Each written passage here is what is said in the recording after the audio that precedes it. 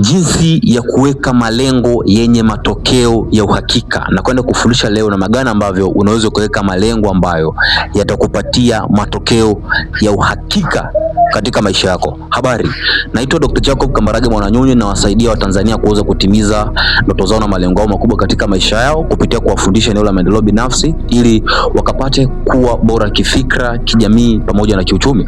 Lakini pia nawasaidia wafanyabiashara pamoja na wajasiriamali kuweza kuuza bidhaa zao au huduma zao mtandaoni bila kufungua midomo yao na kufunga mauzo yao makubwa na madogo kwa kufungua midomo yao. Karibu. Leo hii tunaenda kujifunza namna gani ambavyo wewe kama Mtanzania, mtu yoyote ule, uwe Pakistani, uwe India, uwe Marekani, sehemu yote duniani, unavyoweza kutengeneza malengo yenye uhakika wa matokeo katika maisha yako. Ukweli ni kwamba watu wengi sana wanaweka malengo, lakini wachache ambao wanaweza kupata matokeo kwenye yale malengo. Sasa mbinu nitakazo kwenda kukupatia hapa hivi siku ya leo ni mbinu ambazo zitakusaidia wewe kuweza kujua namna gani ambavyo unaweza ukaandika malengo ambayo yanaweza kukupatia matokeo katika maisha yako. Na kwenda kukupa mbinu takribani 4, lakini nitaanza na mbinu ya kwanza.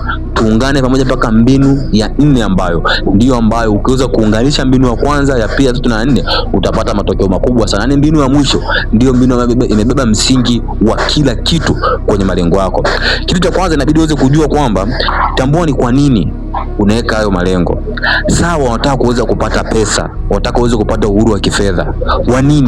Kwa nini uhuru wa kifedha? Kwa sababu mwisho wa siku ni kwamba ukishindwa kujua ni kwa nini unataka uweze kukamilisha hayo malengo, ukija kuyafikia hayo malengo itakuwa ni ngumu sana wewe kuweza kustick au kukaa katika vile vitu ambavyo ulisema kwamba utavifanya kabla hujapata hicho kitu. Kwa hiyo kujua kwamba ni kwa nini ni kitu cha muhimu sana, na ni hatua ya kwanza ya kuweza kuhakikisha kwamba unayapata yale malengo ambayo unayataka katika maisha yako.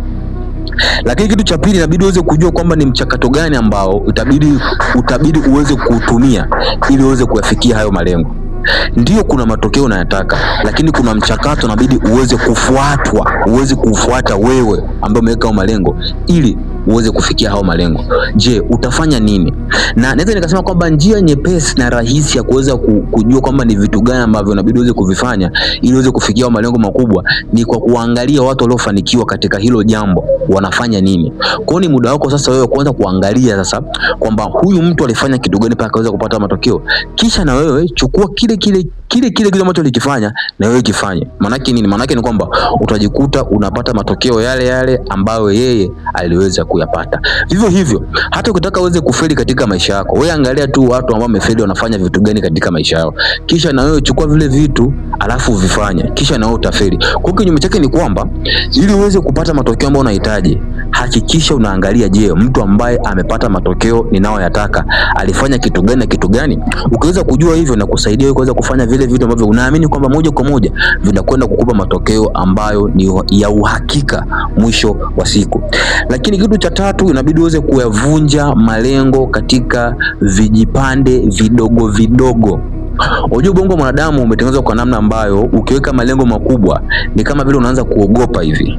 Lakini ile lengo kubwa ukilikata katika vipisi na vipande vidogo vidogo, inakuwa ni rahisi kwa wewe kuweza kulikamilisha lile lengo kubwa. Manake nini? Manake ni kwamba kama una mpango labda wa miaka 5 mpaka sasa uweze kuingiza labda milioni 500, milioni 1 milioni 1000, inabidi uhakikishe kwamba unaligawa hilo wazo katika kipindi cha hiyo miaka, kuanzia kwenye miaka uje kwenye miezi mpaka kwenye siku. Ukishapata kile kiasi ambacho inabidi uweze kukifanyia kazi kila siku uweze kupata, inakuwa ni rahisi sana wewe kuweza kulifikia lengo kubwa. Kwa hiyo usiliogope lengo lako kwamba mbona hili lengo ni kubwa sana nitalifanikisheje? Hapana, ligawe katika vipande vidogo vidogo, kisha chukua kipande kimoja na uanze kufanyia kazi kila siku. Hakuna lengo kubwa, lakini tu ni kwamba ukiweza kukosa mfumo maalum au mkakati maalum ambao utakusaidia kuweza kupata matokeo, itakuwa ni ngumu sana kuweza kulishughulikia hilo jambo na utaona kama ni jambo kubwa lisilowezekana. Na mbinu ya mwisho sasa ambayo uliweza kuisubiri kwa hamu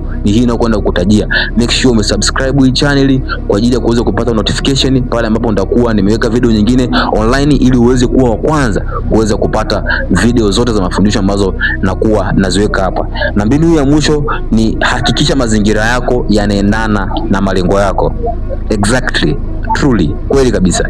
Mazingira yako yasipoendana na malengo yako, unajiua wewe mwenyewe au unajichimbia kaburi wewe mwenyewe. Unaweza kuwa una ndoto kubwa, lakini ukikaa katikati ya watu, mimi wanasema kila siku kwamba ukikaa katikati ya watu ambao wana ndoto ndogo, wana malengo madogo, inakuwa ni ngumu sana wewe kuweza kupiga hatua kubwa katika maisha yako. Kwa hiyo ukiweza kuweka malengo ya aina fulani, tafuta watu ambao mnashabihiana kimalengo, kisha anza kuyafanyia kazi, kwa sababu itakuwa ni kitu cha ajabu sana kama mtu atakuwa na malengo kama yako, anajua kabisa kama ana malengo kama yako, afu tena na yeye anaanza kukukosoa, kukatisha tamaa, kitu ambacho hakiwezekani. Lakini ukikaa na watu ambao hawana malengo kama yako, wana malengo madogo, hawawazi vitu vikubwa, wataona kana kwamba mbona kama vile wewe ni mtu ambaye haueleweki, mbona unawaza vitu ambavyo yani haviwezekani. Kumbe ni kwa sababu umekaa katika watu ambao sio sahihi, hamuelewani wala hamuendani kifikra. Kwa hiyo chukua hizo pointi zako 4 ambazo nimeweza kukupatia siku hii ya leo, ili kusudi uweze kutengeneza malengo ambayo yatakupatia matokeo yenye uhakika. And trust me, you are the winner. Asante kwa kuweza kusubscribe channel hii ili uweze kujifunza zaidi. See you there.